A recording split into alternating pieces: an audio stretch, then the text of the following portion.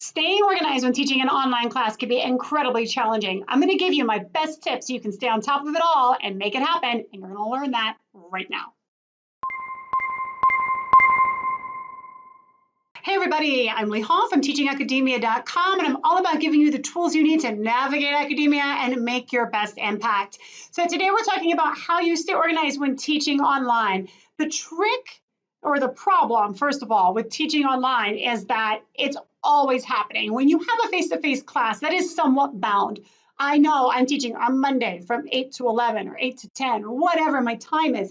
It's bound. I'm going to see my students. I'm going to do the lesson. We're going to have the discussion. We're going to have the lecture. It's happening within this time frame. When you're teaching online, everything's happening whenever it's happening, okay? Which requires, I think, a higher level of organization on your part and also on the student's part to do really well and not be overwhelmed, because it's really easy in an online class to always be doing something every minute of every day or close to it, right? And we don't want that to happen because that's probably not your entire job, right? So let's talk about my number one tip for this. So first of all, let's start with email, okay? This is actually not my number one tip. We're gonna work into the number one tip. Let's start with email first, because what I'm going to tell you, this tip that I'm going to give you has nothing to do with email. If your students email you, I recommend responding. I always try to respond within 24 hours, but I recommend responding within 48 hours. So this tip that I'm getting ready to share with you does not apply to email, but it does apply for everything else like grading, planning, the reach out emails that I've talked to you about, how you might communicate with students, etc. This tip's going to apply to that. So here it is. Block off, it's very simple. Block off a day or time when you're going to focus on your teaching. So let's say, and I like to do this last year, I worked a lot with theme days, okay, where I might say Monday is all about teaching, okay? And what does that mean? It means that I'm doing all my planning. It means I'm doing grading. It means I'm updating grades. I might be making videos like this for my class, right? Anything that's going to happen with teaching is going to happen on Mondays, okay? But like I said, email is going to happen whenever it's going to happen.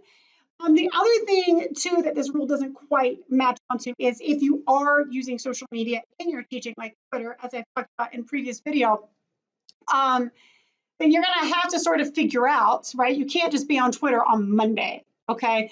But if I'm going to say Monday's my teaching day, being on social media that one day to interact with my students isn't going to work.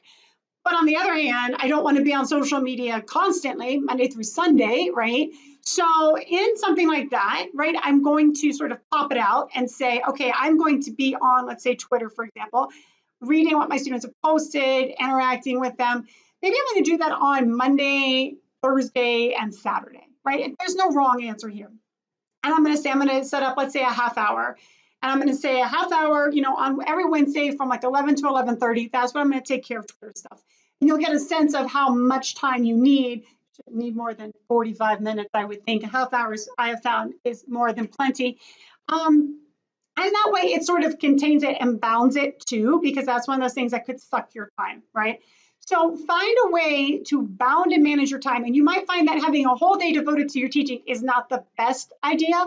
It might be that you want to split it into 2 half days, like maybe every Monday and Thursday or every Tuesday and Friday for 4 hours, right? Each of those 2 days, I'm going to spend working on my teaching.